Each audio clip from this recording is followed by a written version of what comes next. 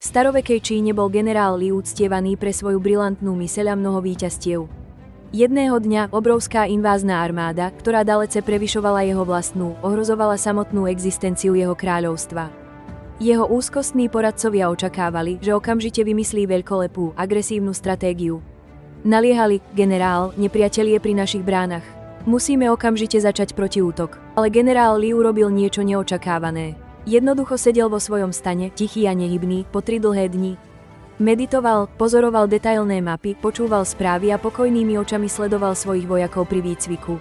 Jeho poradcovia boli stále viac znepokojení. Šepkali, že ich slávny generál možno zostarol, stratil svoju ostrosť, alebo dokonca odvahu. Obávali sa, že jeho nečinnosť je známkou slabosti, umožňujúcej nepriateľovi postupovať stále bližšie a bližšie, bez odporu. To bola bežná mylná predstava, veľké klamstvo, ktoré oklamalo všetkých. Ale generál Li nič nerobil, pozoroval hlboko a trpezlivo. Po svojom hlbokom kľude si všimol zásadného detailu, ktorý nikto iný nevidel. Masívne zásobovacie línie nepriateľa boli neuveriteľne dlhé a tiahli sa úzkym, obťažným horským priesmykom. Uvedomil si, že ich samotná veľkosť, ktorá sa zdala byť ich silou, bola tiež ich najväčšou slabosťou. Takisto predvídal, ako blížiaca sa búrka čoskoro urobí tento skrytý priesmyk úplne neprechodným.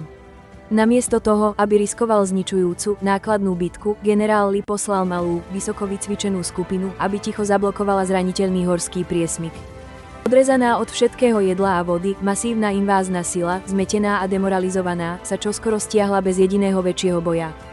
Ľud generála Liho mu umožnil vidieť to, čo chaos a panika zatienili pred všetkými ostatnými. Nebola to nečinnosť, ale hlboké, prenikavé pozorovanie.